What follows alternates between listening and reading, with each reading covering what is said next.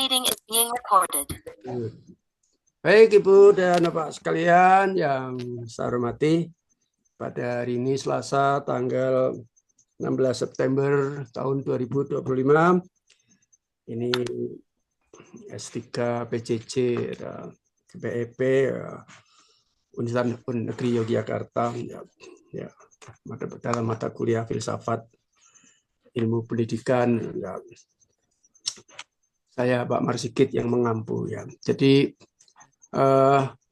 saya memberikan kesempatan untuk bertanya kepada Bapak Ibu. Kalau ada yang umum dulu silakan. Saya Prof. Silakan. Saya Prof. Bu Neng dulu. Prof. Bu Neng Ya, Ida, Prof. silakan Bu. Baik. Pertama, terima kasih atas kesempatannya. Kedua, mungkin Prof, sebelum bertanya tentang isi jawaban, terus terang ketika melihat isi jawaban saya jadi senyum-senyum karena nggak ada yang benar jawabannya. Dan juga saya jadinya berpikir bahwa hari ini ada kuliah filsafat yang membuat saya menjadi pengada dan saya mengadakan yang tidak ada sehingga saya mengada-ngada. Jadi saya jadi pusing, Prof. Mungkin dimulai ingin penjelasan dari perintahnya itu sendiri, Prof, di kuis 4, menembus ruang dan waktu, di mana di sini Prof menginformasikan jawaban berupa satu kesatuan ide, gagasan bisa terdiri dari beberapa kata. Jujur, jawaban saya ada yang 2 kata, bahkan 3 kata. Ternyata melihat jawaban Prof itu banyak yang 1 kata. Nah, kalau untuk di pertanyaan secara umum sebetulnya semua ingin ditanyakan, tetapi mungkin melihat beberapa jawaban yang di bawah, yang paling bawah, mulai dari 47, 48, 49, 50, yang terus terang kalimatnya banyak, tapi jawabannya semuanya ada. Nah, itu Prof. Itu aja. Terima kasih. Baik, terima kasih Ibu Neng Ida Soniawati. Ya. Jadi begini, ya, sebenar-benar ilmu, sudah mulai ya, berfilsafat. Sebenar-benar ilmu adalah pembeda. Ya, barang siapa tidak mampu membedakan, dia dianggap dalam filsafat tidak mempunyai ilmu, kan begitu. Masalahnya kan begitu. Nah, maka pengetahuan itu bermakom-makom. Kan begitu kan? Ada perbedaannya antara orang yang sudah mencari ilmu dan yang belum mencari ilmu dan yang akan mencari ilmu. Kan begitu. Nah, Bapak Ibu ini sekarang ini kan masuk ke fase dengan berkomunikasi dengan saya, masuk ke fase jadi ilmuwan. Atau ya, belajar sebagai filsuf lah ya, gitu ya. Nah, ada perbedaannya yaitu membedakan. Kalau kita kemarin atau sebelumnya ketika belum memasuki area berfilsafat secara intensif, maksud saya adalah secara intensif, begitu ya. Percakapan sehari-hari di lapangan itu ya cuma ada dan tidak ada, selesai. Ya, ada dan tidak ada, selesai. Nah, satu poin ditingkatkan sudah menjadi berpikir dan agak bermasalah. Pak, gitu, ada berita enggak Pak? Mungkin ada. Ini dalam percakapan sehari-hari sudah punya masalah, gitu kan? Nah, gitu. Ketika kita berfilsafat, kita tinggikan makom kita sehingga mungkin ada itu menjadi kebiasaan, gitu. Ya, menjadi hal-hal yang biasa dan ini tidak terasa, Bapak Ibu, ya toh. Bapak Ibu sudah terbawa dengan atmosfer ini sehingga sudah terbiasa ya memproduksi diksi-diksi mungkin ada. Ternyata ini kuis ini memperdalam caranya mempelajari filsafat adalah didalam-dalamkan, ya. Ternyata ada itu kalau didalamkan, digali lagi, berstruktur dunia. Dia bermakom-makom juga, ya, baik makom yang horizontal maupun makom yang vertikal. Yang vertikal misalnya ada di bawah, di atasnya itu mengada, tadi Ibu sebut sudah. Di atasnya lagi adalah pengada, kan begitu. Kira-kira kalau secara pendidikan itu analoginya ya sebetulnya input, proses, output gitulah ya. Gitu. Walaupun tidak pas-pas betul gitu ya. Tidak pas-pas betul. Nah, bagian terakhir itu kalimat-kalimat pertanyaan yang terakhir diteruskan sampai 100 ya. Kalau seperpanjang pertanyaannya sudah terkunci di situ. Terkunci, jawabannya ya ada terus. Ya, karena diperpanjang pertanyaannya itu hanya menjelaskan itu, atau menambah keterangan dari pertanyaan sebelumnya. Jawabannya ya ada terus aja, mau perpanjang sampai 1 kilometer ya jawabannya sudah terkunci di situ, ada gitu ya. Nah begitu. Jadi ini kita sudah profesional ya, sudah profesional karena sudah bisa membedakan antara yang ada, mengadat, dan yang mungkin ada. Nah maka karena sebenar-benar menembus ruang dan waktu. Menembus ruang dan waktu itu apa? Ada yang bertanya. Menembus ruang dan waktu itu tidak lain, tidak bukan adalah memikirkannya. Ya, ini filsafat tentang olah pikir. Ya, tentang olah pikir.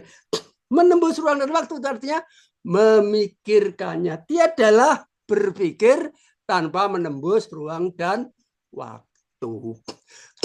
Jadi artinya menembus ruang dan waktu sama saja berfilsafat. Gitu aja, Ibu. Gitu kan. Itulah bahasa analog. Maksudnya ternyata berfilsafat itu identik dengan logos. Identik dengan menembus ruang dan waktu. Gitu. Identik dengan bukan mitos. Gitu. Ya, identik dengan mengada dan seterusnya. Baik, baik Ibu, silakan seterusnya. Tadi banyak yang ingin bertanya. Terima Saya kasih, Prof. Prof. Saya Dari Prof. bapak-bapak tadi siapa? Pak Sulaiman. Pak Sulaiman, silakan Pak Sulaiman. Saya nomor 38, Prof. Ya. Di sini kan formalnya spiritual ya. Cuma saya jawabannya struktur spiritual gitu. Nah, dia Prof kan jawabannya ibadah ya. Maksudnya ibadah kan bagian dari struktur gitu, Prof. Atau gimana, beda nggak, Prof, di situ? Nah, begini Pak Ibu, kembali ke struktur filsafat. Ini harus clear dulu ya kita. Iya. Struktur filsafat ada 4. Nah, ini kalau kita bikin struktur semuanya tuh suka-suka pada akhirnya. Struktur adalah pikiran kita. Kita mau memandang dari mana. Kalau struktur filsafat ada 4, material itu paling bawah. Kemudian dunia material, di atasnya dunia formal, di atasnya dunia normatif, di atasnya dunia spiritual. Dunia material itu juga ya mulai dari batu, tumbuh-tumbuhan, binatang, ya, manusia. Kalau manusia dipandang sebagai materi, ya kan begitu kan? Ternyata manusia juga masuk dalam kelompok. Nah sudah di situ sudah ada 4 kelompok. Kita mau menambahkan lagi boleh. Yang spiritual juga bermakom-makom. Ada syariat, ada tarekat, ada hakikat, ada makrifat paling tinggi. Nah, kadang-kadang orang takut mau ngomong tarekat. Ya, padahal tarekat itu kan epistemologi, metodologi, gitu aja kok takut. Wah, aku sungkan orang ngomong tarekat gitu ya. Ya, ya karena biasanya bersifat sembunyi. Ya, tidak untuk dipamerkan ibadah itu ya, terbawa gitu kan. Tapi ketika menjadi kajian, ya menjadi yang biasa, nggak ada masalah. Jadi, thariqah yang benar itu harus di atas syariat yang benar. Itu Pak Ustadz yang ngomong atau Mbah Kiai gitu ya. Dia adalah sebenar-benar tariko kalau syariatnya nggak benar. Syariatnya dibenarkan dulu, baru tarikohnya lah. Metodologinya nanti akan ketemu hakikatnya. Gitu. Setelah hakikatnya diteruskan lagi sampai ke makrifat. Pikiran kita nggak mampu mengejar, gitu. Sudah ini adab kita setinggi-tinggi pikiran, setinggi-tinggi matematika, setinggi-tinggi filsafat, tidak mampu mengejar hati. Buktinya apa? Pak Ustadz, Pak Kiai, Simba, kakek, saya juga kalau zikir sampai tertidur. Nah, gitu kan? Ketika kita zikir sampai tertidur itu artinya apa? Insya Allah ya, atas kuasa Tuhan ya. Semoga ya, hati kita tetap berjalan berzikir itu. Karena yang zikir itu hati kita. Tapi karena tertidur maka pikiran kita tuh berhenti. Ya. Pikiran kita berhenti. Nggak bisa mengikuti hati yang sedang berzikir itu gitu. Nah, sehingga di sini pertanyaan nomor 37 apa tadi? 8, Prof. 38 formalnya spiritual. Jadi menembus ruang dan waktu itu memikirkannya. Ini hanya teka-teki matematika saja. Aku punya 4 pasangan sana gitu ya. Seperti misalnya filsafat mencari kebenaran, benar salah, oke? Estetika, gitu? Baik buruk. Nah, ada 2 kita pasangkan jadi 4, gitu? Benar baik, benar salah, gitu? Benar salah, benar baik, benar buruk, salah baik, salah buruk. Wah, yang paling repot itu kan sudah salah, buruk lagi. Yang dicari kan yang benar dan yang baik. Itu kan kita pikirkan. Kalau nggak kita pikirkan, ya kan nggak akan muncul itu. Itulah menembus ruang dan waktu. Nah, sekarang itu kan sebetulnya saya hanya teka-teki silang punya ada 3 gitu. 3 makomnya ya, objek. 3 makomnya objek metafisik. Yaitu ada, mengada, dan pengada. Coba aku putar. Ya. Pertanyaannya kan seperti itu. Aku putar ke dalam 4 dunia. Loh kenapa? Supaya menembus ruang dan waktu. Wah, apa menembus ruang dan waktu itu apa? Memikirkannya. Itu aja simpel. Nah, jadi kalau begitu, ya 4 dunia itu material, di atasnya formal, di atasnya normatif, di atasnya spiritual. Loh, kalau begitu, ada mengada dan pengada, adanya form material, adanya apa? Formal, adanya normatif, adanya spiritual.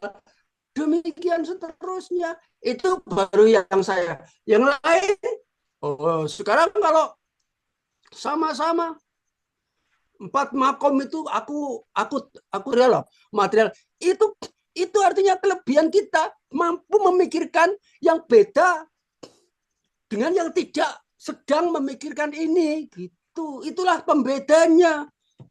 Itulah ilmunya. Dan begitu Bapak Ibu. Nah, sehingga ketemulah salah satu pertanyaan 38 formalnya spiritual. Oke. Sekarang kita maknai lagi, kita clearkan dulu dunia filsafat, material. Material itu adalah fenomena, adalah konkretnya, adalah contohnya, adalah bayangan dari pikirannya. Bapak Ibu bisa, kemarin sudah saya terangkan atau minggu yang lalu bahwa bahwa realita itu adalah bayangan daripada pikiran. Lupa? Sudah belum? Oke, Kayaknya belum, Prof. baik. Coba nanti ini perumpamaan kalau Bapak Ibu menjelang tidur nanti minta pada suami atau istri gitu. Pak, maaf. Nanti kalau aku tidur tolong ditanya nama dosenku siapa ya gitu. Kira-kira Bapak Ibu bisa jawab nggak? Enggak, Gimana Bu? Bisa enggak, jawab nggak? Kan? enggak. Nah, Tidak, kenapa nggak bisa jawab? kita lagi tidur. Dosennya Karena hilang. Dosennya hilang. Kenapa hilang? Karena Ibu tidur. Karena Bapak tidur. Ternyata yang hilang tidak cuma Pak Marsikit. Ibu kota Indonesia mana, Bu? Hilang. Yang di selatan itu laut apa, Bu? Hilang. Yang gunung paling tinggi di Indonesia, gunung apa, Bu? Hilang. Ibu kota Jepang mana, Bu? Hilang. Tetangga kita di mana, Bu? Hilang. Enggak bisa jawab. Jadi, gitu, sebenar-benar realita tuh sebetulnya yang sedang kita pikirkan.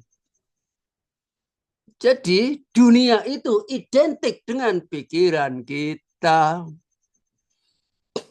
Dunia mau gelap kalau kita berpikiran gelap. Wah, Indonesia terang ya kalau kita berpikiran terang. Ya. Wah, Indonesia gelap kalau kita berpikiran gelap.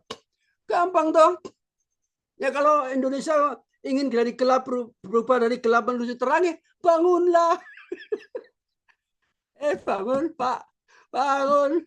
Udah mau subuh. Oh iya. Gimana sekarang tuh? Terus terang gitu. Pikirannya kan gitu kan. Begitu. Jadi gitu,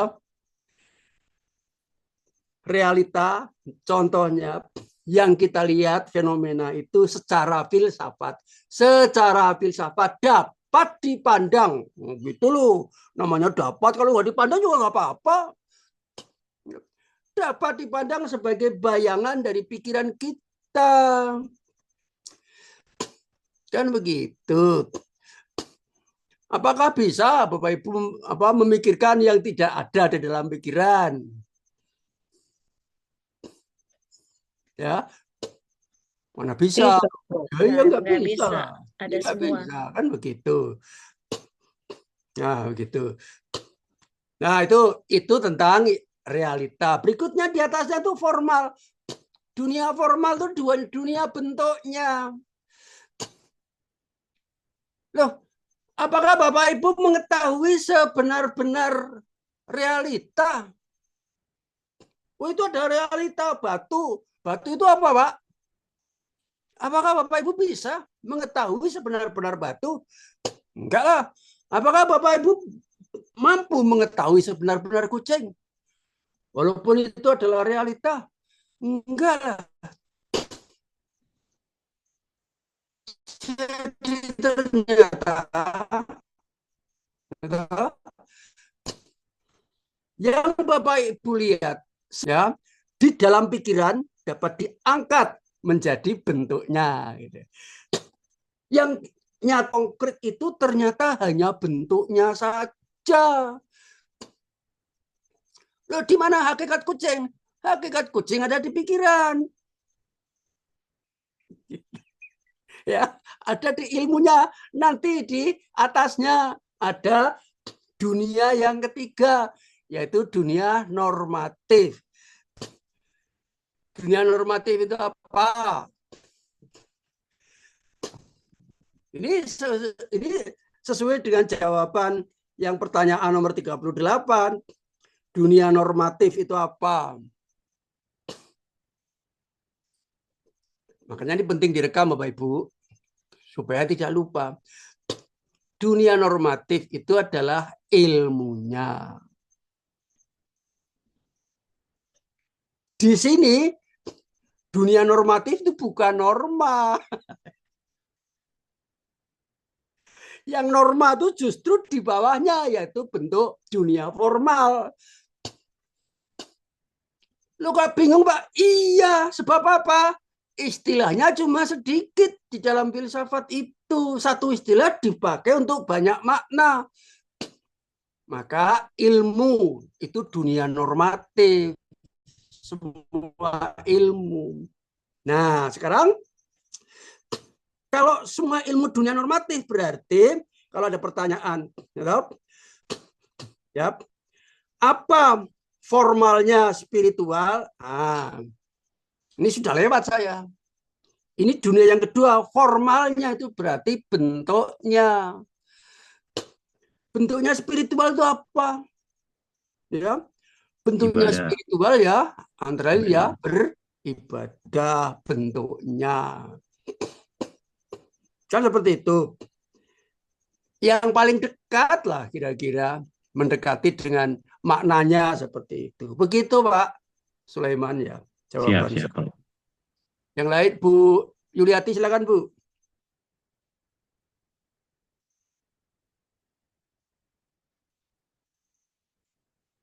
Halo Bu Yuliati, mic-nya. Iya, Prof. Maaf. Iya, ya. Eh, terima kasih, Prof.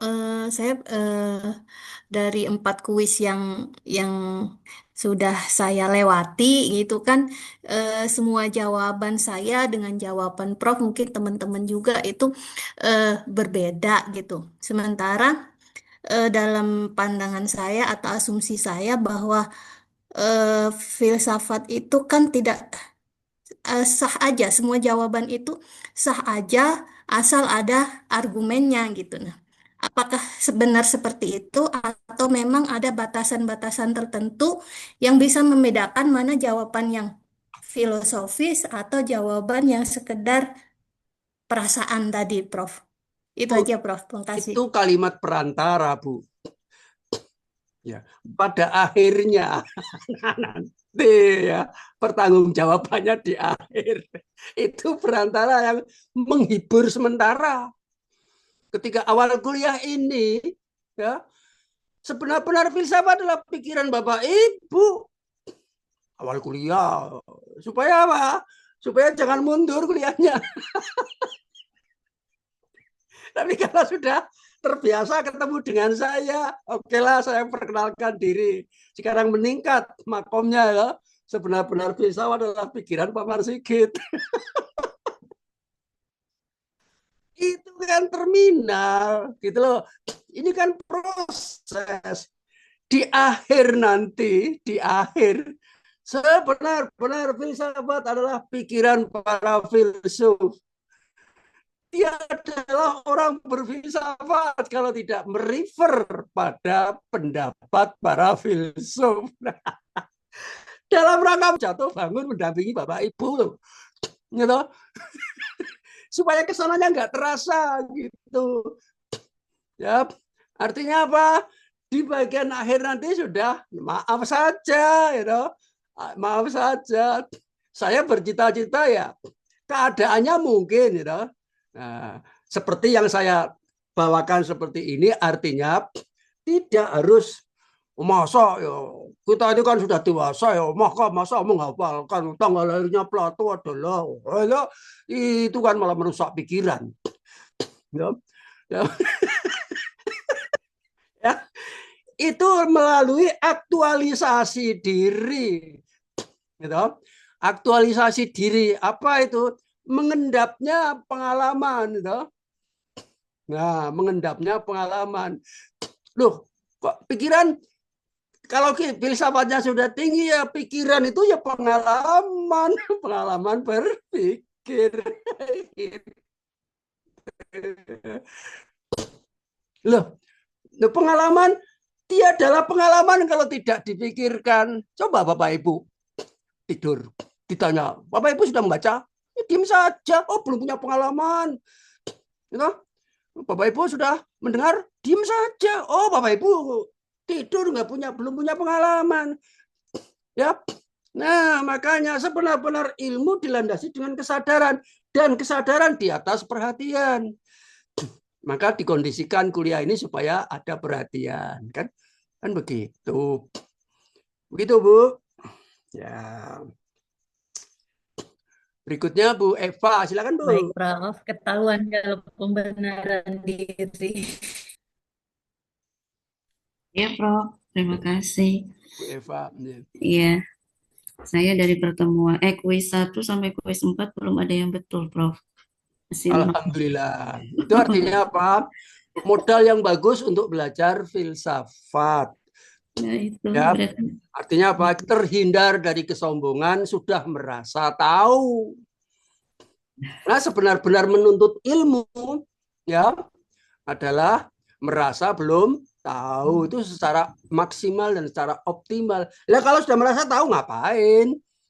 Kan begitu. Maka dikasih iya. modal. Masa tujuan daripada kuis ini antara lain ya itu. Jadi ini bukan pengukuran, Bapak Ibu.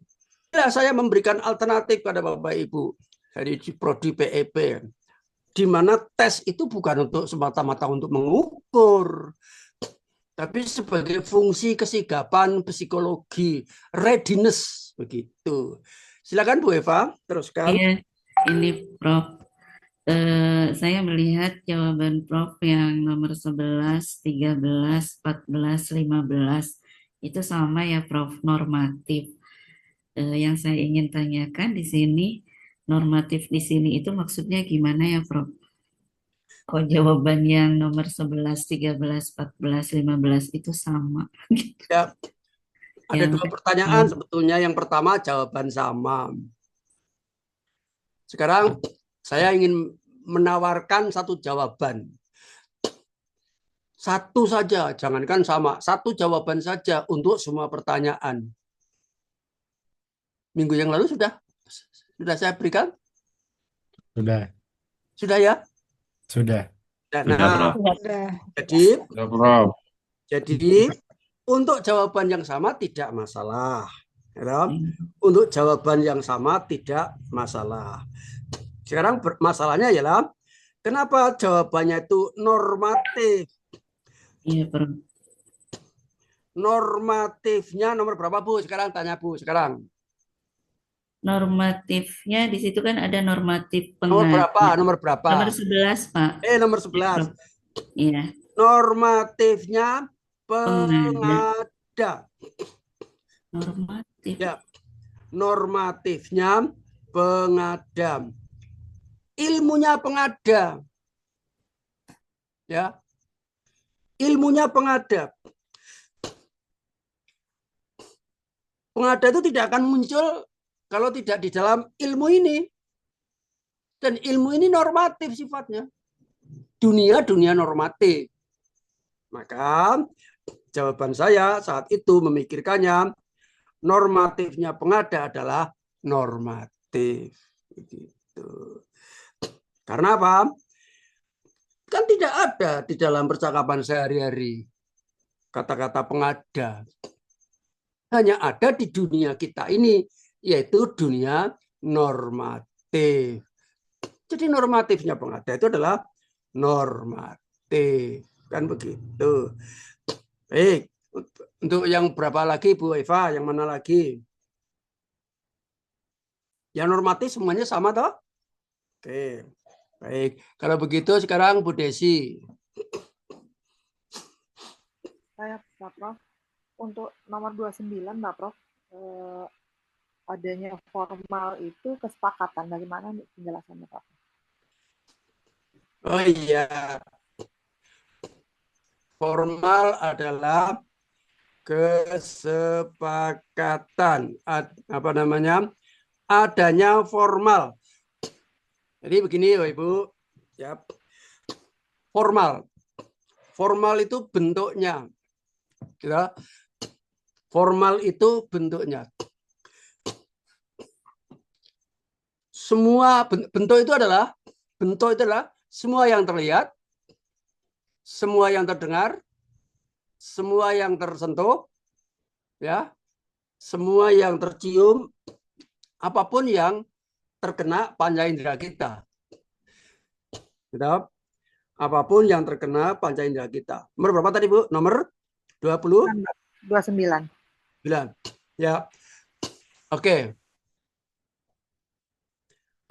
Misalnya yang saya pegang ini apa?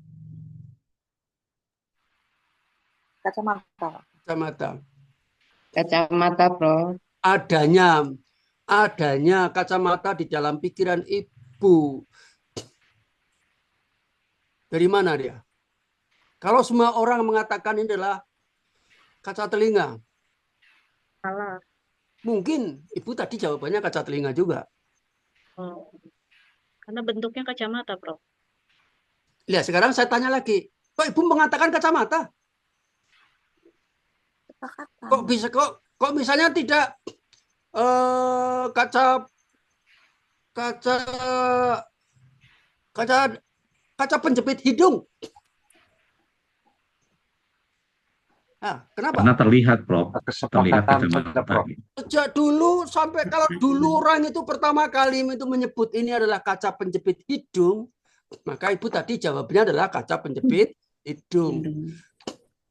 Jadi itu secara langsung sebagai suatu kesepakatan.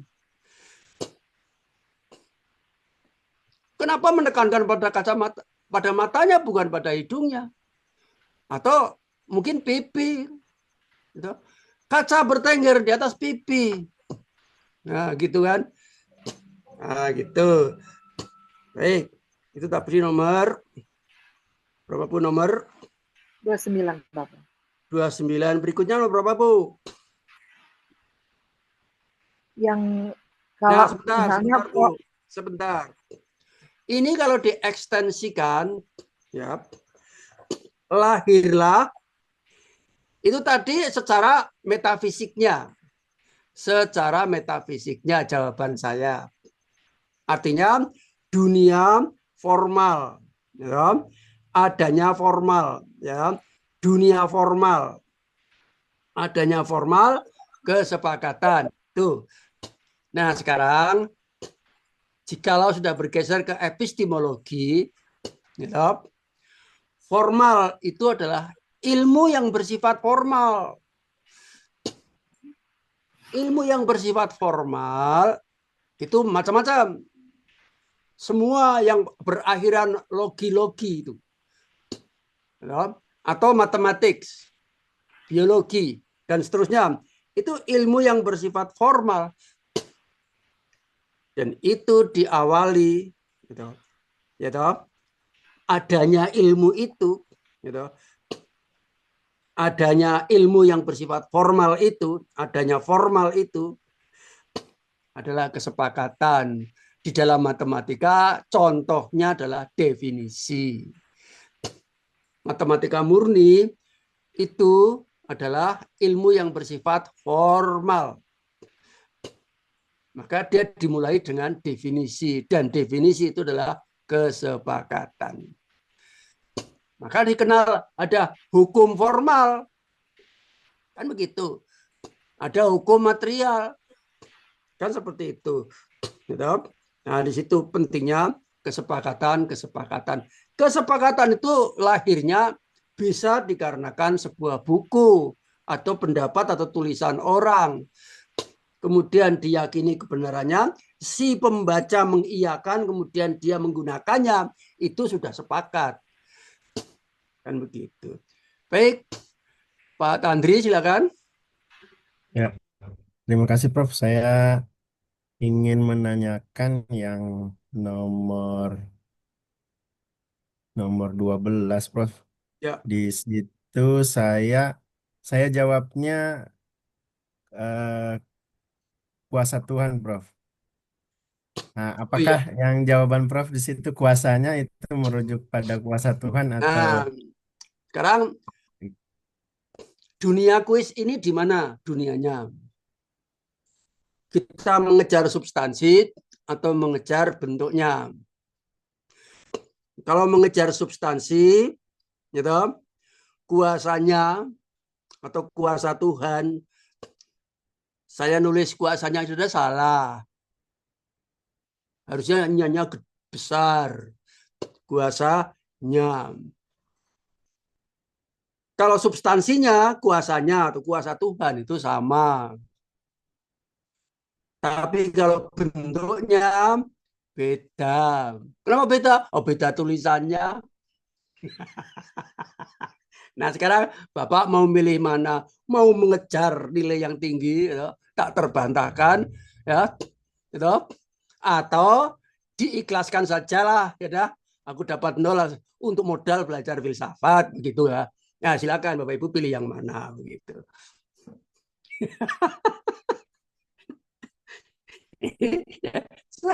Saya memberikan solusi seperti itu. Baik, Bu Eli, silakan Bu Eli. Terima kasih, Prof. Boleh mundur ke minggu lalu, Prof. Saya penasaran Boleh. dengan jawaban nomor 21, teleologi. Saya baca sekilas, saya pikir teologi ya, ternyata teleologi itu, Prof. Ya, terima kasih, Prof. Beda teologi dengan teleologi. Teologi itu ilmu tentang filsafat, tentang ketuhanan. Tapi teleologi itu wadahnya, bentuknya, atau payungnya dari segala macam masa depan. Itu sebuah buku karya Immanuel Kant, teleologi. Silakan dicari nanti. Ya, payungnya di semua tentang masa depan, a priori, rencana, ya, perkiraan, meramal, dan seterusnya. Ya, tentang masa depan, itu wadahnya di teleologi. Termasuk tujuan. Karena tujuan itu ada di depan sana, kan seperti itu. Begitu, Bu. Silakan. Berikutnya Terima Pak kasih, Prof. Alfonsus. Baik, terima kasih Prof. Prof, saya penasaran dengan yang ada beberapa ini jawaban itu seperti hanya membolak-balikan pertanyaannya, Prof. Misalnya di 23, 24, 25. Saya coba membandingkan dengan bagian yang terakhir itu, Prof. Mengapa di 23, 24, 25 itu tidak dijawab ada aja gitu, Prof. Ada misalnya. Semuanya hanya membolak-balikan yang ada di pertanyaannya, Prof. Kalau Komentarnya, Prof. Kalau Bapak Alfonsus kesadarannya diturunkan, ini bukan sekedar membolak-balikan, ini cuma tebal dan tipis. Pak Sigit itu hurufnya gede dan kecil saja. Kenapa Bapak pertanyaannya kombinasi huruf besar dan huruf kecil? Itu kalau kesadaran Bapak diturunkan, Pak Alfonsus. Atau bisa dalam kondisi, oh Pak Marzuki itu ketikanya kok tebal dan tipis gitu. Loh Pak, ini ada pertanyaan, dipahami Pak pertanyaannya itu. Mana pahami sama saja kayak gitu kok. Cuma dibolak-balik aja. Gitu. Udah Bapak istirahat dulu lah, nanti setelah bangun baru dicermati Pak pertanyaannya itu. Nah, begitu Pak. Itu menyangkut kadar kesadaran. Bapak seberapa jauh. Ini kesempatan Pak. Ini saya membuat kesempatan, menggali kesempatan agar kita memikirkannya. Supaya beda antara kalau kita belum atau tidak masuk ke area sini gitu loh Pak. Nah, gitu. Jadi sekarang nomor 23. Wah, di belakang ada mungkin. Oh maaf Pak, di tengah itu mungkin bukan di belakang, ding, di tengah. Tapi terketik di belakang karena nggak cukup. Itu kesadaran Pak. Ya, ini kesadaran. Wah, dan seterusnya ya, gitu ya. Nah, jadi sekarang nomor berapa tadi Pak?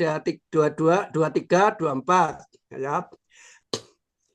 Sekarang pertanyaannya gini Pak, mari kita cermati supaya Bapak mampu ya mendalami lagi dalam sedalam-dalamnya. Nomor 23 misalnya. Adanya yang mungkin ada, coba. Mari kita pikirkan.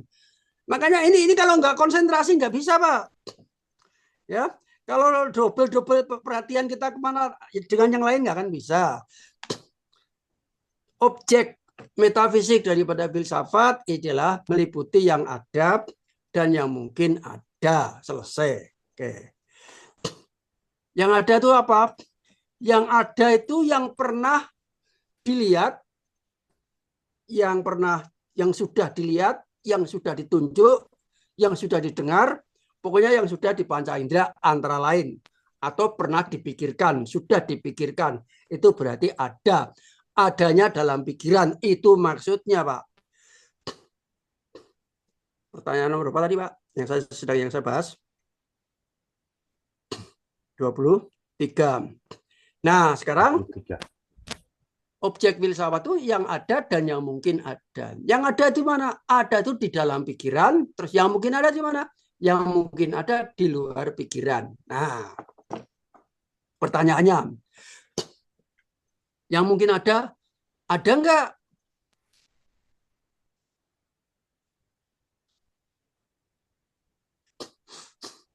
Yang mungkin ada enggak, Pak? Itu pertanyaannya. Ada, Prof. Nah, siapa tadi yang jawab? Pak Alfonsus ya? Ya, Prof. Kenapa? Kenapa Pak Alfonsus menjawab ada? Ini penting. Supaya kita berpikir.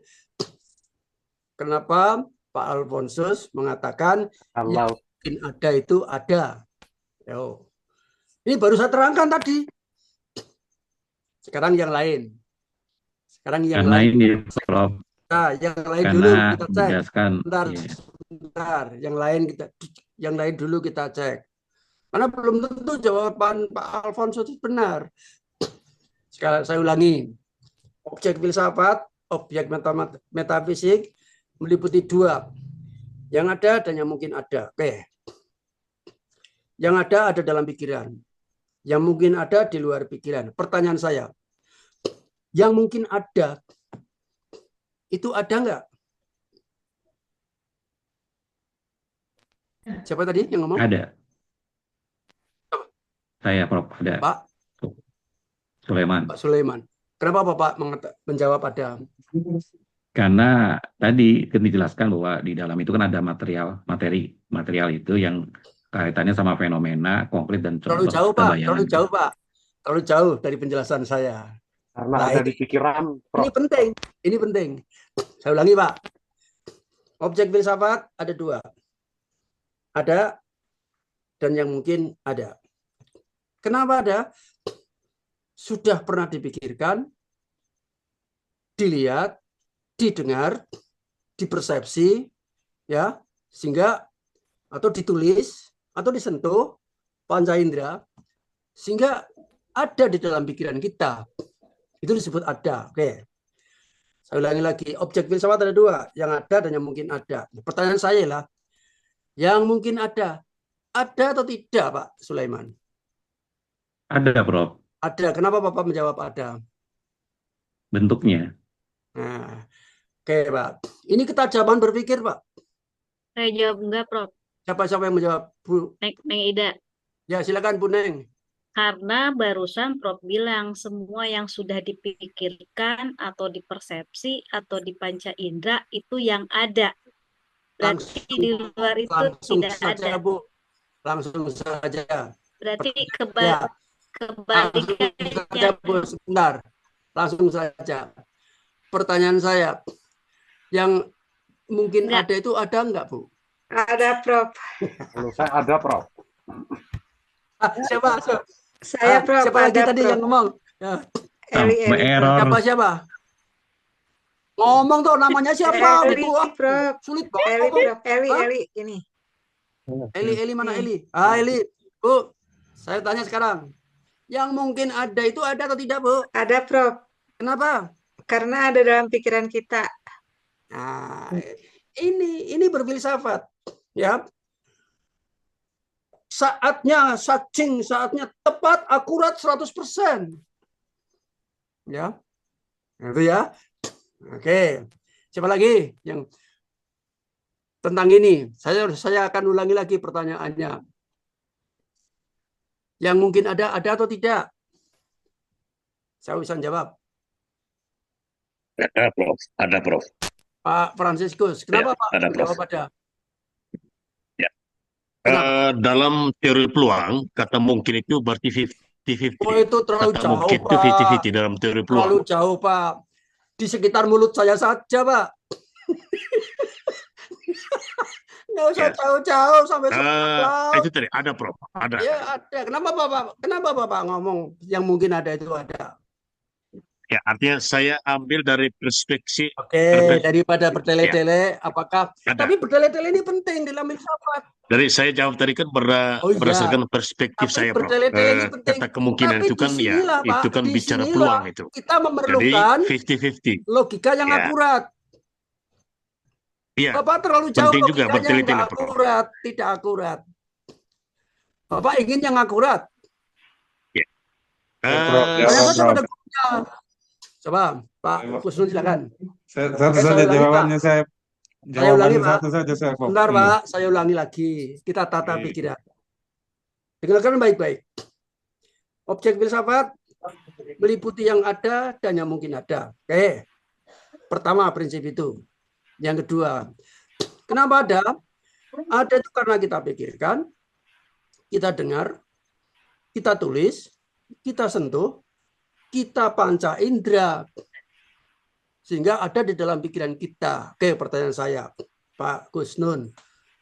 Yang mungkin ada nggak Pak? Ada, Prof. Kenapa ada? Formal. Ini loh, Pak. Ini logika yang paling dasar, paling prinsip. Sekarang saya tunjukkan saja Bapak Ibu. Ya. Saya tunjukkan saja sekarang bahwa jangan dikira filsafat itu lemah dalam berlogika. Bisa kalau kuat, sangat kuat sekali melebihi baja. Aku tadi kan sudah ngomong, gitu? Ada karena dipikirkan, ditulis, didengarkan, disentuh, dipanca indera. Pertanyaan saya ialah, Pak Gusnun, yang mungkin ada itu ada atau tidak? Ada. Kenapa Bapak menjawab ada? Jawabannya ialah karena aku baru mendengarkan tadi. Gitu loh Pak. Kekokohan logika dalam berfilsafat melebihi baja itu. Karena aku baru mendengar tadi dari Bapak. Katanya tadi ada kalau sudah didengar, disentuh, ditulis, atau dipikirkan dalam pikiran saya. Bapak kan ngomong. Apakah yang mungkin ada? Ada. Aku mendengar yang mungkin ada. Berarti sudah masuk dalam pikiran saya. Oke. Gitu Pak Nendi, supaya jangan berputar-putar terlalu jauh melampaui ilmu bidang-bidang yang lain. Ya. Boleh tanya, Prof? Boleh. Silakan. Yang lain dulu. Ini, Prof, waktu minggu lalu Prof bilang bahwa kita ini kan menggunakan analogi. Ya. Aku coba kenapa ini semua antitesis saya ini nggak ada yang benar ini. Oh ya. Seperti normatif itu kan setahu saya adalah sesuatu yang berhubungan dengan aturan, kaidah atau standar. Terus mengada itu hubungannya dengan bertindak mewujudkan. Itu yang perlu direvisi, Bapak. Ya. Normatif di sini bukan aturan. Normatif ini maksudnya adalah ilmu pengetahuan. Dunia aturan itu masuk ke dalam dunia formalitas atau forma yang kedua dari bawah. Paling bawah material, di atasnya forma. Itu dunia aturan atau dunia bentuk. Karena sebenar-benar aturan itu bentuk. Di atasnya dunia normatif. Normatif itu di sini bukan dalam arti aturan. Normatif adalah ilmu pengetahuan. Tapi ke sana secara metafisik, dia adalah sebenar-benar ilmu pengetahuan tanpa aturan. Gitu loh, Pak. Nah, berarti kan perlu direvisi pemahaman mengenai 4 struktur dunia itu, Pak. Baik. Berikutnya yang masih belum, Pak Nendi, silakan. Masih, Pak. Pak Nendi, Pak Franciscus, silakan. Kalau masih bertanya. Halo. Ya, silakan Pak Franciscus. Ya, silakan bertanya. Oh, apa suara saya nggak terdengar? Jaringan Prof. Pak Ya, kurang Terdengar, bagus, Prof. Prof. Halo. Jaringannya. ya, silakan siapa yang mau bertanya lagi? Saya, Prof. Ya, Pak Nendi silakan. saya, Prof. Ya, Ya, ya. Baik, Prof. Terkait dengan topik dari kuis 4 ini menembus ruang dan waktu. Kebetulan ini kan masih berkaitan dengan ontologi. Nah, yang saya tanyakan ini, apakah waktu dan ruang itu diadakan, Prof? Atau apakah Tuhan pernah menciptakan waktu dan ruang ini? Kemudian, apakah waktu dan ruang ini bisa menjadi objek epistemologi? baik Ya, Pak Nendi. saya kembalikan, Prof. Kalau menyangkut Tuhan itu keyakinan ya. Keyakinan saya satu juga disupport dengan pengetahuan saya. Ya, semua yang ada termasuk ruang dan waktu itu adalah ciptaan Tuhan. Ya. Semua yang ada termasuk ruang dan waktu itu adalah ciptaan Tuhan. Bahkan jangankan yang ada, yang mungkin ada saja ciptaan Tuhan. Begitu. Nah, sebetulnya saya bisa menangkap, sebetulnya saya bisa menangkap bagaimana memahami ruang dan waktu. Mungkin itu yang akan ditanyakan Pak Nendi. Bagaimana, begitu Pak, kira-kira. Apakah betul? Bagaimana memahami ruang dan waktu gitu? Iya, Prof. Ingin ditanyakan? Saya kan tanya tadi, ya, Prof. Betul, itu. Karena saya pikir begini, Prof. Tuhan itu kan menciptakan dulu, dia di dalam waktu. Saya punya analisa tadi, jangan sampai Tuhan itu tidak menciptakan waktu ini. Makanya saya tadi kalau itu, maaf ya, kasih pertanyaan sering. Kalau sudah itu sudah apa namanya keyakinan, aku nggak berani. Terus terang kalau sudah keyakinan aku tidak berani. Tapi dalam keyakinan saya maka semua itu ciptaan Tuhan, termasuk ruang dan waktu. Kan begitu. Kalau Bapak mengatakan waktu itu bukan ciptaan Tuhan, aku nggak bisa. Aku monggo. Sebab apa? Sebab itu itu termasuk ranah yang dipikirkan manusia. Ya. Maka semua yang ada dalam pikiran manusia itu ciptaan Tuhan, kan seperti itu. Karena manusia tidak bisa memikirkan yang tidak bisa dipikirkan, gitu kan. Manusia tidak bisa memikirkan yang tidak bisa dipikirkan. Oke. Sekarang mungkin Bapak tidak berkehendak, tapi karena sudah dimunculkan, saya ingin menjelaskan tentang bagaimana kedudukan ruang dan waktu di dalam filsafat. Ruang dan waktu di dalam filsafat itu adalah bentuk daripada intuisi pertama dan intuisi utama. Intuisi pertama dan intuisi utama itu adalah ruang dan waktu. Bagaimana kita memahami itu tidak diajarkan, ya, tidak didefinisikan, tetapi dijalankan atau dialami. Itu dipahami dengan cara pengalaman. Karena dipahami dengan cara pengalaman, maka seseorang akan memahami ruang dan waktu di dalam hidupnya yang mengalir. Ya, bisa umur 1 tahun, 2 tahun, gitu. Dia sudah bisa membedakan lama, sebentar, jauh, dekat. Nah, itu artinya pemahaman ruang dan waktu.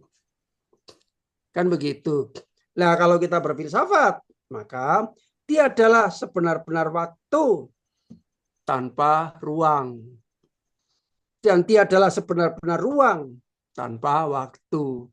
Artinya apa? Oh, kalau begitu, ruang adalah waktu, waktu adalah ruang. Silakan direnungkan. Begitu. Luar biasa, luar biasa. Baik. Ya. Masih ada tadi, Prof, masih yang berkaitan objek tadi itu. Ya. Apakah ruang dan waktu tadi itu objek dari epistemologi yang saya tanyakan. Oh ya, epistemologinya apa dulu? Kita pahami dulu duduk perkaranya. Epistemologi adalah struktur mulai dari muncul, tumbuh, dan berkembangnya ilmu pengetahuan atau pengetahuan itu sendiri. Yang unsur-unsurnya meliputi ontologi dan aksiologi. Kan begitu. Jadi epistemologi itu tidak bisa dipisah dari ontologi dan tidak bisa dipisah dari aksiologi. Apa itu aksiologi? Aksiologi itu etik dan estetika. Etik itu normanya, estetika itu keindahannya. Kan begitu. Dirangkum sebagian filsuf mengatakan aksiologi itu sebagai manfaatnya. Maka tidak akan mungkin diketahui hakikatnya kalau tidak menggunakan caranya. Dan tidak akan mungkin menemukan caranya kalau tidak ada hakikatnya. Kan seperti itu. Di dalam spiritual Islam, maaf, karena saya yang agamanya Islam, jadi tahu saya ya sedikit saja karena saya juga bukan ustadz itu ya. Jadi syariat paling bawah, di atasnya itu tarekat, di atasnya lagi itu hakikat, dan di atasnya lagi makrifat. Makrifat itu adalah makomnya ketuhanan, kan begitu. Syariat itu makomnya realitanya ini. Di atasnya ada makom tarekat tadi, yaitu epistemologinya atau metodologinya. Maka epistemologi ya itu meliputi semuanya. Ketika adanya yang ada di dalam pikiran sebagai ontologi, sekaligus langsung adanya epistemologi.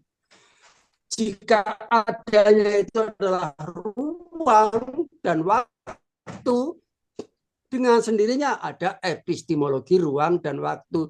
Loh, epistemologi ruang dan waktu itu apa? Bagaimana ruang dan waktu itu ada? Bagaimana kita menyadari ruang dan waktu? Apa macam-macam ruang dan waktu? Kemudian bagaimana pendapat orang-orang tentang ruang dan waktu? Bagaimana kemudian perjalanan ruang dan waktu? Demikian seterusnya. Karakteristik dari ruang dan waktu ditanyakan. Itulah epistemologi.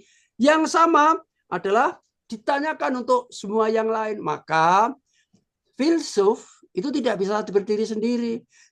Seorang René Descartes misalnya, ketika dia itu membahas ontologinya, maka dengan sendirinya menuju kepada aksiologinya, demikian seterusnya. Ketika Sokrates ingin mengungkap apa sejatinya orang-orang, pekerjaan orang, dokter, guru, dan sebagainya, ingin mengungkap hakikatnya, tapi dengan cara bertanya. Bertanya itu epistemologinya. Kan begitu. Nah, suatu saat bahkan sebenar-benar epistemologi ternyata ontologi. Sebenar-benar hakikat ternyata metodologinya. Itu apa itu? Ibadah orang Islam, sholat itu. Ya. Sebenar-benar sholat itu tata cara sholat itu. Kalau orang Islam, ya nggak bisa dirubah-rubah. Gitu. Nah itu hakikatnya, ya metodenya jadi satu. Kan begitu. Nah, itu sudah meliputi akidahnya. Gitu. Nah, begitu. Akidah di dalam agama Islam seperti itu. Jadi suatu ketika bertemulah ontologi dan epistemologi. Sebenar-benar hakikat adalah metodenya. Kalau metodemu salah, hakikatnya keliru. Kan begitu. Gitu. Hakikatnya keliru. Begitu. Persis itu. Ya. Nah, begitu. Nah, baik. Yang lain silakan Bapak Ibu. Yang belum bertanya. Saya, Prof. Siapa nama? Tangannya Ibu Dina, Ibu Dina. Dina, Silakan Prof. Bu Dina. Ya. Tadi Prof menjelaskan bahwa struktur filsafat itu ada 4. Yang paling bawah itu material. Kemudian di atasnya ada formal, normatif, lalu spiritual. Ya. Saya coba memahami itu, tapi kemudian saya melihat di pertanyaan kuis nomor 3, Prof. Kenapa normatifnya ada itu fatal? Baik. Normatifnya ada itu fatal. Maksudnya ialah ilmunya ada, gitu? Atau filsafatnya ada. Jadi normatif itu dunia ilmu, dunia filsafat masuk di situ. Jadi kalau saya ngomong normatifnya ada itu apa? Itu maksudnya adalah apa yang kamu pikirkan, ilmunya ada itu seperti apa? Oke lah. Karena ini menyangkut ilmunya ada. Ada itu adalah setelah terdengar, setelah terlihat, setelah terpikir, setelah tertulis, setelah tersentuh, ada di dalam pikiran kita. Apa artinya? Telah. Yang ada di pikiran kita itu telah. Artinya apa? Lampau. Lampau itu takdir. Apakah Bapak Ibu tadi ketemu dengan saya mengucapkan salam tadi bisa dihapus, dibatalkan, bahkan dengan kesaksian malaikat sekalipun. Mari kita batalkan salam Pak Marsikit itu, salam pembukanya dianggap tidak ada. Oh, apa bisa? Itu sudah takdir bagi pikiran kita. Kenapa? Sudah terjadi. Nggak bisa dirubah. Siapapun nggak akan pernah bisa rubah. Yang ada itu. Nah, kalau begitu, ya apa salahnya kalau saya katakan bahwa normatifnya ada itu adalah takdir atau fatal.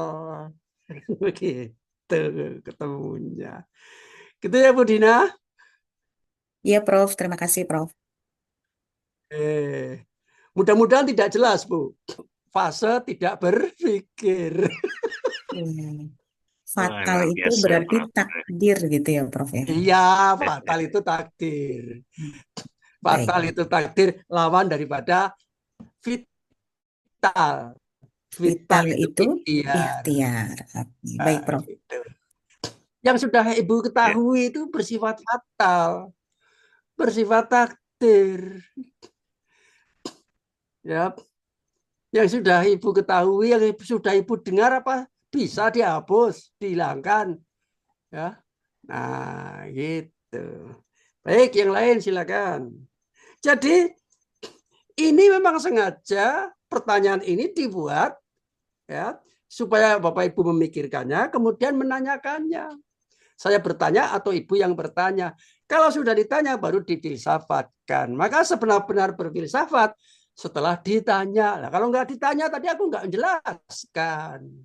Luar biasa, Prof. Maka sebenar-benar filsafat adalah penjelasan itu sendiri. Nah, dengan demikian harapannya Bapak Ibu sekarang sudah semakin menyadari arti penting dan strategiknya daripada kuis ini. Bukan sesuatu yang menghantui. Bersyukur alhamdulillah kalau masih mendapatkan nilai 0 kan begitu. Berarti ini terbebas aku dari ego dan ria atau apa pikiran-pikiran kesombongan dalam menuntut ilmu begitu. Baik. Kita sampai jam berapa Bapak Ibu? Jam 21.10 Prof. Ya, 21.10. Masih ada lagi yang mau bertanya silakan. Yang lain juga boleh selain daripada Ya, Bu Yan, Bu Yan dulu. Bu Yan Harum dulu. Ya, silakan Bu Yan Harum. Ya, Prof, ingin bertanya yang adanya normatif itu adalah sintetik Nomor berapa, Bu? Nomor 32, Prof. Nomor 32. Ya. Adanya normatif. Nah, oke, saya terangkan, Bu. Normatif tadi apa, Bu? Normatif itu adalah ilmunya. Normatif itu adalah filsafatnya.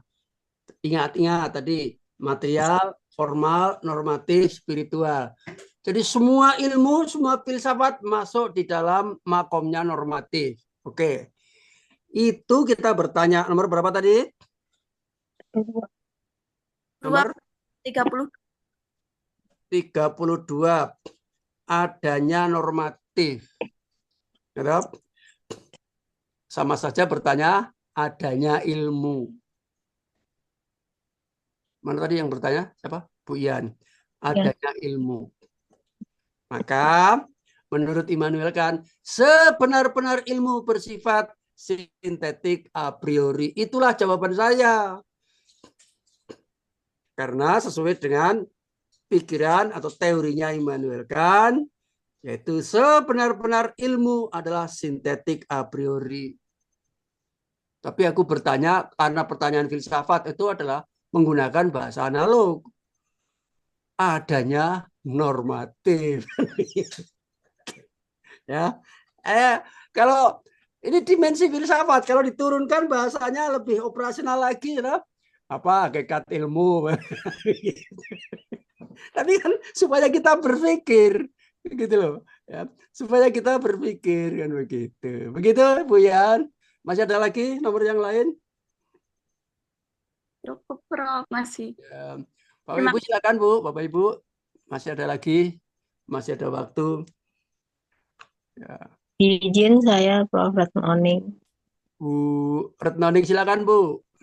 Ya, berarti kalau misalnya dikaitkan ya Prof tadi nih 32 dengan 42 bisa ya Prof. Ilmu kan Prof.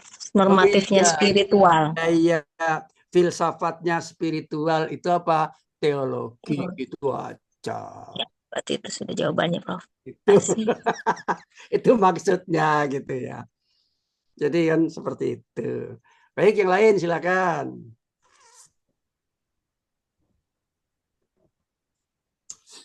Bisa, Prof. Pertanyaan, Prof.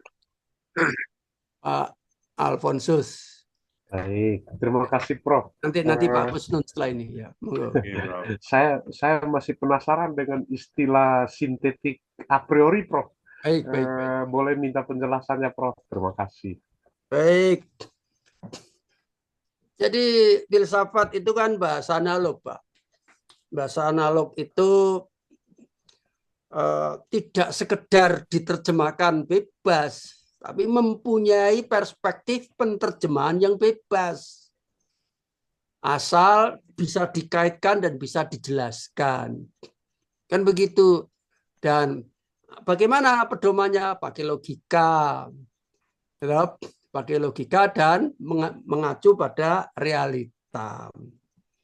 Nah, jadi sesuai dengan kritik of pure reason, jadi kalau kemarin saya ngomong mencari orang jujur,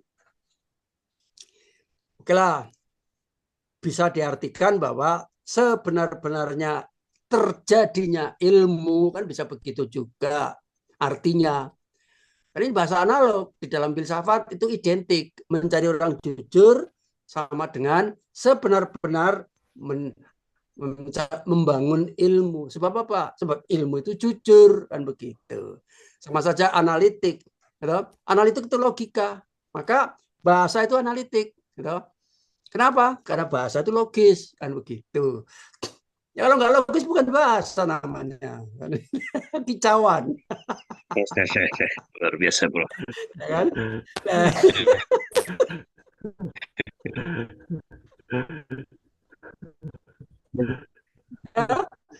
Nah, makanya dikatakan itulah sulitnya belajar filsafat. Karena apa? Diksi yang digunakan itu semakin sedikit. Karena filsafat itu ada di atas, memayungi ilmu-ilmu, kan begitu. Nah, jadi dalam rangka membangun ilmu, itu ada pertentangan dalam sejarahnya, itu pertentangan besar dimulai dari awal zaman. Awal zaman berfilsafat itu ya ada dua. Satu yang bersifat tetap, dua yang bersifat berubah. Begitu. Yang bersifat tetap tokohnya adalah Parmenides, zaman Yunani, gitu. 2000 tahun sebelum Masehi. Ya. Semuanya bersifat tetap. Ya. Nah, tapi ditolak oleh Heraklitos. Heraklitos mengatakan dia adalah yang tetap, semuanya bersifat berubah. Nah, maka dua dunia itu mengalir sampai akhir zaman. Gitu. Dan merangkum semua persoalan pikiran. Maka pikiran apapun yang kita pikirkan sudah terangkum semua oleh para filsuf.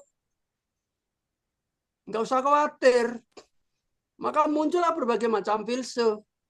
Tapi sebenar-benar filsuf, pasti dia masuk kepada school atau aliran tertentu. Pasti punya partner atau counterpart. Atau secara vulgarnya punya musuhnya atau lawannya. Maka Parmenides yang tetap itu diturunkan oleh Plato. Maka Plato menghasilkan teori matematika yang tetap karena itu ciptaan Tuhan sudah selesai. Diturunkan terus sampai kepada René Descartes.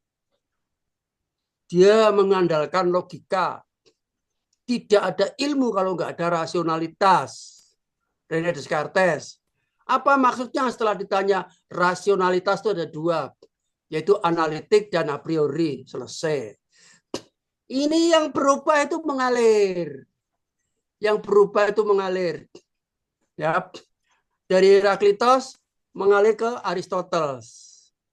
Ya. Aristoteles mengalir ke David Hume. David Hume empiricism. Ya. Maka sebenar-benar ilmu itu mengalami perubahan.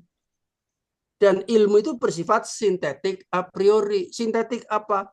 Sintetik itu hukum-hukum alam, hukum sebab akibat dari realita. Itu sintetik. Nah, di sini ada dua sintetik yang membingungkan. Sintetik pertama adalah pertarungan antara tesis dan antitesis, yaitu antara pertanyaan dan jawaban, itu juga sintetis. Sintetis kedua adalah hukum sebab akibat dari realita. Loh, kok heran? Ya kita kalau heran juga boleh, kalau nggak heran juga nggak apa-apa. Sebab apa? Tesis dan antitesis bisa dipandang sebagai hukum sebab akibatnya gitu aja. Ya kan? Ya, antitesis kan sebagai akibat dari adanya tesis, kan begitu. Ya. Nah, dari sinilah ya seru melebihi calon presiden itu. Di Indonesia ada 3 calon presiden. Aja hebohnya bukan main, sampai sekarang belum selesai. Calon 1, calon 2, calon 3. Nah, dalam filsafat itu ada aliran rasionalisme dan aliran empirisisme bertarung habis-habisan berabad-abad. Ya. Berabad-abad itu. Ya. Sampai-sampai emosi. René Descartes dia adalah ilmu kalau nggak berdasarkan kepada rasionalisme. David Hume bangkit, dia adalah ilmu kalau nggak berdasarkan pada pengalaman. Terus Immanuel Kant datang, tenang-tenang kakek, tenang, gitu. Jangan emosi. Gitu. René Descartes betul, gitu. Cuma terlalu nyombong, ya, terlalu mengandalkan pikiran. David Hume betul, tapi terlalu mengandalkan pengalaman. Yang baik gimana? Yang baik dua-duanya dipakai lah ya. Yang dari David Hume itu pengalaman diambil sintetiknya, yang dari René Descartes empirisis rasionalisme itu diambil a priorinya. Jadi menurutku Immanuel Kant sebenar-benar ilmu adalah sintetik a priori. Artinya apa? Berdasarkan logika, berdasarkan pikiran, tapi harus berlandaskan kenyataan. Tidak boleh bertentangan dengan realita. Kan begitu. Jadi matematika murni menurut Immanuel Kant baru separuh ilmu. Gitu. Orang matematika marah-marah nanti kalau sampai ke sana kabar ini. Itu ya Pak Alfonsus ya. Ya, Prof, saya nyambung sedikit, Prof. Ya. Saya tertarik dengan penjelasan Prof dari Parmenides sampai Heraklitos, dan saya baru masuk baru Heraklitos saya kira pernah katakan segala sesuatu di dunia itu tidak ada yang tetap. Yang tetap itu hanya perubahan. Ya. Dari situ baru saya bisa dapat gambaran seperti yang Ya. Prof jelaskan tadi. Terima kasih banyak, Prof. Ya. Hebat. Ya, kalau diteliti-teliti, ya, kenapa begitu? Karena kedua orang itu berangkat dari dunia yang berbeda. Parmenides berangkat dari dunia ideal, sedangkan Heraklitos berangkat dari dunia realita. Maka muncul filsafat realisme, kan begitu. Maka muncul juga filsafat idealisme. Ideal, kenapa? Ya namanya 2 tambah 2 sama dengan 4, ya awal zaman sampai akhir zaman tetap begitu, nggak ada perubahan. Karena ideal. Tapi kan di dalam realita nggak ada. Maka seluruh matematika yang ditulis itu salah. Ya, seluruh matematika yang ditulis itu salah. 4 sama dengan 4. 4 kiri dan 4 kanan. Yang kiri mah dekat jendela, yang kanan mah dekat pintu. Masa sama? Ya enggak lah. 6 sama dengan 6. Loh, 6 pertama dan 6 belakang yang kedua. 6 yang pertama itu diucapkan lebih dahuluan. Malah di dalam realita itu enggak ada. Adanya hanya di dalam pikiran. Bersifat tetap. Selamanya Marsigit ya sama dengan Marsigit. Itulah idealisme dari Parmenides. Begitu. Maka di dalam realita tidak ada yang tetap dan tidak ada yang sama. Jangankan orang lain dengan orang lain. Diriku aja tidak pernah sama dengan diriku. Kenapa? Diriku yang sekarang beda dengan diriku yang tadi. Dan beda pula dengan diriku yang nanti. Sebab diriku yang sekarang itu haus.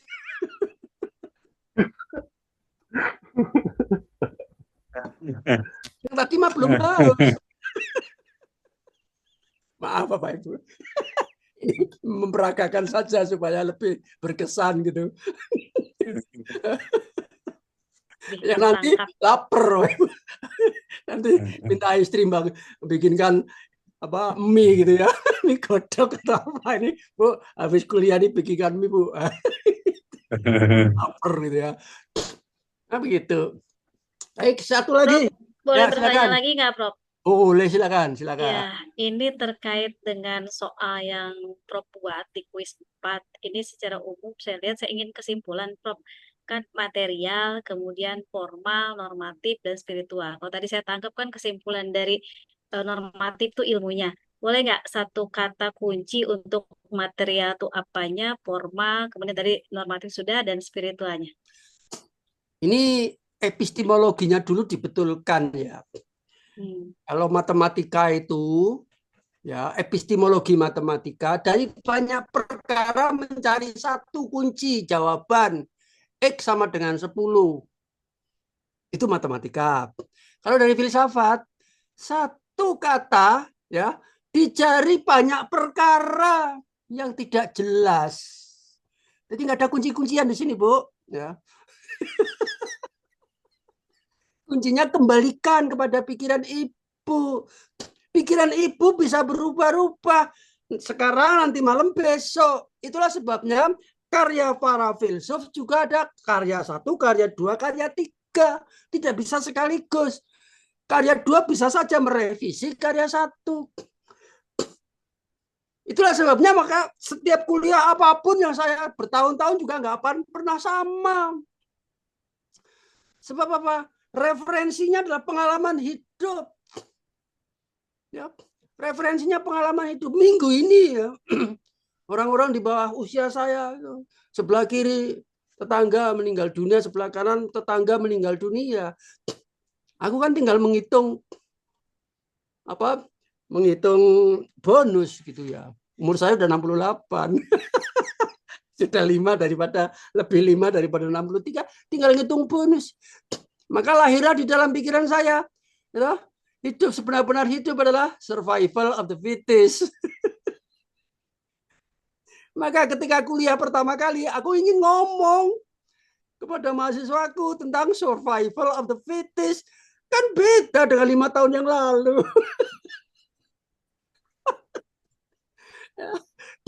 Maka karena apa? Karena referensinya adalah semua yang ada dan yang mungkin ada di sekitar kita dan yang aku sadari.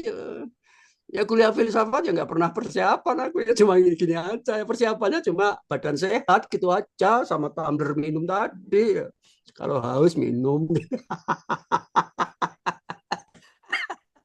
Oke, satu lagi silakan. Prof, saya Prof, satu lagi Prof. Boleh. Saya Siapa berbeda. ini? Siapa? Saya, Prof.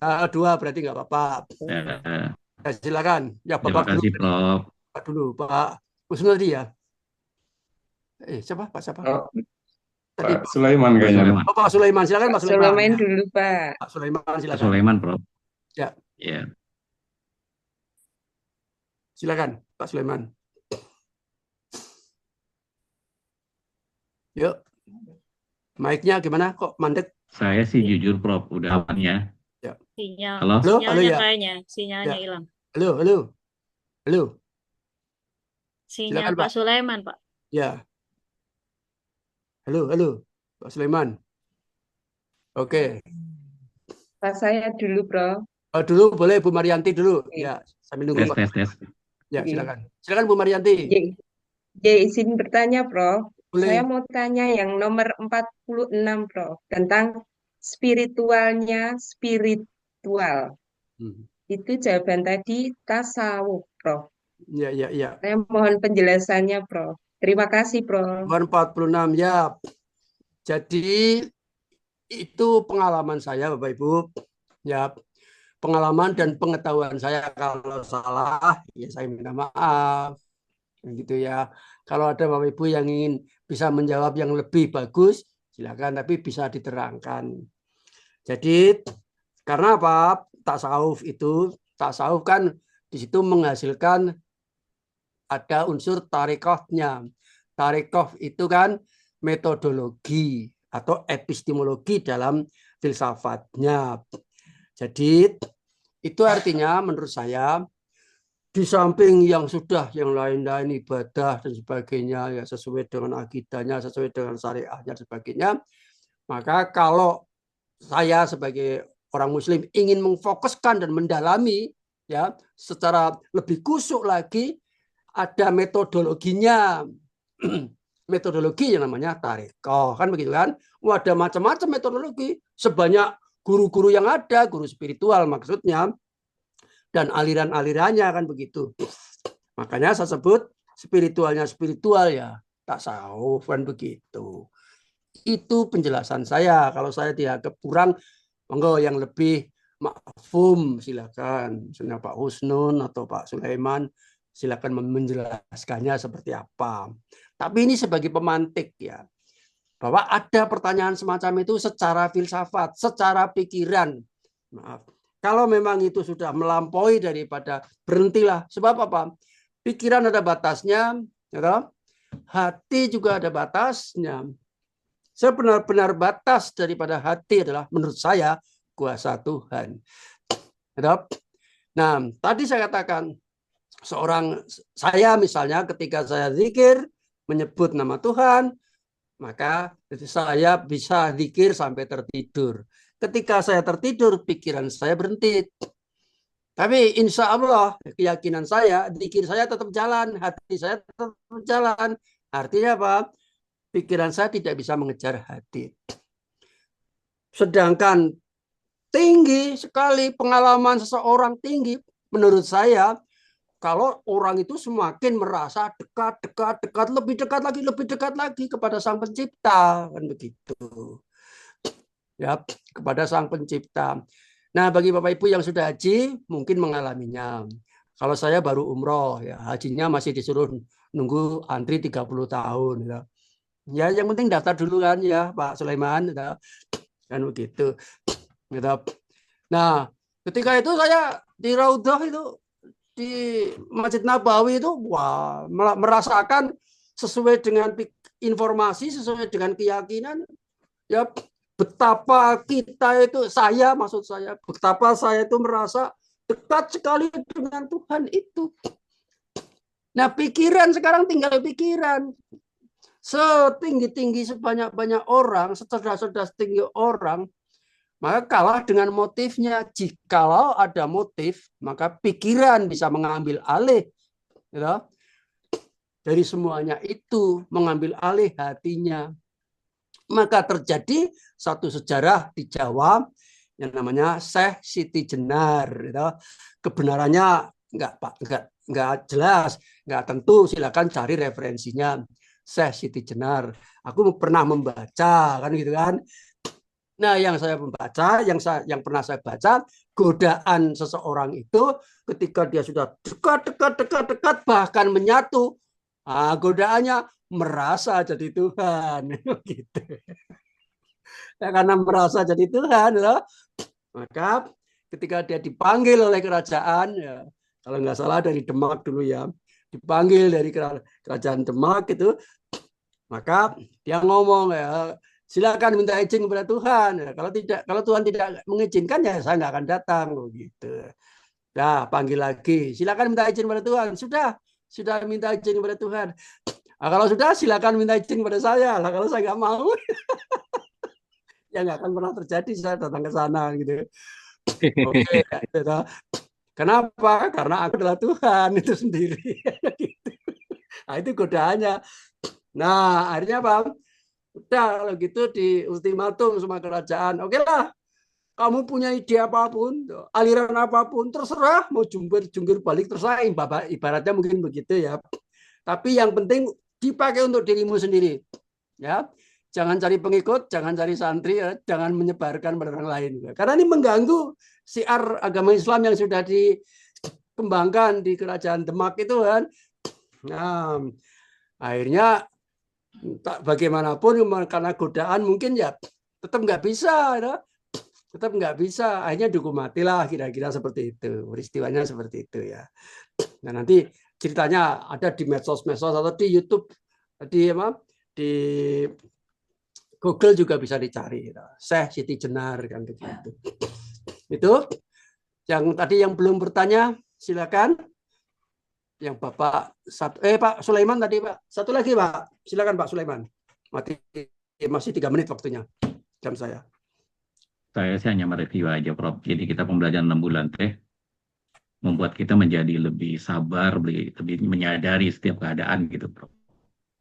Dalam lingkup kerja, dalam lingkup masyarakat gitu. Itu aja yang saya rasakan gitu. Itu aja reviewnya, Prof. Terima kasih. Ya, kali. Ya, jadi karena apa? Karena sebenar-benar filsafat adalah perspektif. Sebenar-benar filsafat adalah mindset. Kan gitu kan? Nah, karena kita punya perspektif yang lebih luas, maka ketika orang lain dalam kasus tertentu dia sudah bimbang, sudah kacau dan sebagainya, kita masih bersikap tenang. Karena apa? Dipayungi oleh perspektif yang luas. Perspektif itu apa? Perspektif itu alternatif. Kan begitu kan? Alternatif itu apa? Alternatif itu pilihan. Ya, daripada sekedar apa? Lihat itu ya, aku gantilah lihat film, aku gantilah lihat TV, aku gantilah lihat volleyball. Daripada lihat politik terus-terusan begitu bikin hati panas atau nah, udahlah. Perspektif, gitu. Kan begitu. Nah, perspektifnya apa? Multidimensi tadi, cokro-manggilingan atau spiral kehidupan. Tapi bayangkan kalau kita perspektifnya cuma linear, sebab akibat, ngeri kejadiannya. Bisa kita sendiri juga jadi korban, kan begitu. Begitu Pak Sulaiman. Sudah, Bapak Ibu semuanya. Silakan Pak Pak ini mana? Pak Darwis ya. Iya, Prof. Ini Bapak Ibu mungkin setuju kalau kita YouTube-kan, ya, kalau kita YouTube-kan kuliah hari ini supaya apa? Sebesar-besar bermanfaat bagi orang lain. supaya ada amal jariahnya gitu bagi kita semuanya begitu. Begitu, setuju Bapak Ibu semuanya? Setuju, Prof. Baik. Setuju, Prof. Tolong Pak Darwis Oke. di YouTube kan nanti link YouTube-nya dikirim ke WA grup ini. Begitu? Izin Prof, Ya. maksudnya saya upload di YouTube pribadi Ya. Prof atau Ya, YouTube-nya Pak Darwis saja nggak apa-apa. Tapi diberi keterangan Profesor Dr. Marsigit MA, kuliah ontologi 4 gitu ya. Atau kuliah ontologi 4 Profesor. Kemudian ada tanggalnya dan bulan supaya kita ini sudah 5 tahun kuliah seperti yang saya tayangkan kepada Bapak Ibu kan bermanfaat, ternyata itu kan tahun 2019 gitu. Masih bisa dipakai kan begitu kan. Baik, semata-mata tujuannya adalah untuk menyebarkan ilmu dan kebaikan. Begitu Bapak Ibu, setuju nggih? setuju Baik. Prof? Saya minta maaf kalau ada kesalahan dan kekurangannya. Saya menyampaikan selamat untuk beristirahat, berkarya, selamat membaca. Semoga tetap sehat, berrezeki, hidayah, inayah, ya, dan selalu berkah. Amin, amin, amin. Allah Subhanahu wa taala Tuhan. Amin, ya Allah. ya Allah. Mari Bapak Terima Ibu kasih, kita Prof. tutup dengan berdoa sesuai keyakinan kita masing-masing. Disilakan. Alhamdulillah. Assalamualaikum warahmatullahi wabarakatuh. Selamat malam. Sampai jumpa. Waalaikumsalam warahmatullahi wabarakatuh. Terima kasih, Prof. Terima kasih, Prof. Terima kasih, Prof. Rekodnya Pak Darwis. Ya Bu.